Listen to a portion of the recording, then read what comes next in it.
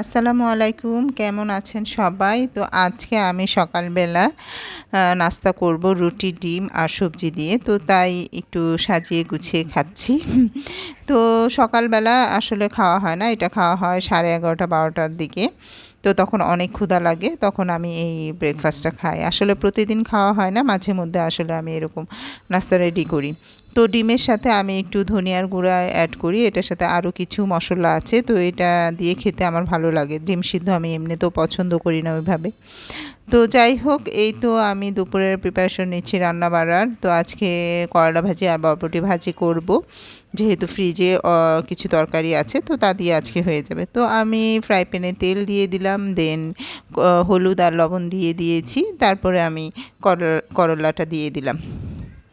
তো করলা ভাজিটা আমি এভাবেই করি, পেঁয়াজটা আর কাঁচামরিচটা একটু পরে দেই, পেঁয়াজটা একটু নামানোর কিছুক্ষণ আগে দেই, তাহলে আমার কাছে খেতে ভালো লাগে।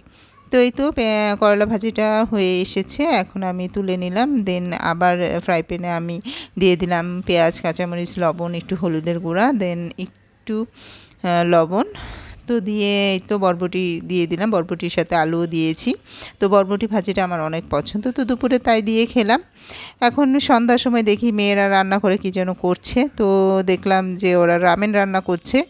তো এই তো রামেন রান্না করলেই কি এটার জন্য ওরা যে কত হাঁড়ি পাতিল নষ্ট করে, এবং রান্নাঘরটা একদম অগোছালো করে ফেলে খুবই। তো যাই হোক, ওরা যেহেতু নিজেরা খেতে পারে, এটাই অনেক কিছু রান্না করে। তো এই তো রামেন রান্না হয়ে যাচ্ছে। তো এই তো ছোটো মেয়ে বেড়ে নিয়েও খাচ্ছে, বড় মেয়ে আবার ডিম পোচ ছাড়া খেতে পারে না, তো ও ডিম পোচ করছে। তো এই তো মেয়ে খাচ্ছে আর বলছে, আম্মু অনেক মজা লাগে, তুমি একটু খেয়ে দেখো। তো আমিও একটু মুখে দিলাম, দেখলাম টেস্ট করে, না আসলেই খুব ভালো লাগে। তো ও ছোটোটাকে প্রতিদিন যদি 3 বেলায় দেওয়া হয় এই রামেন রান্না করে, তো সেটাই খাবে, ভাত খাবে না। তো যাই হোক, এই তো বড় মেয়ে খাচ্ছে রামেন। তো ওর রামেনটা বেশি মজা, কারণ ডিম আছে।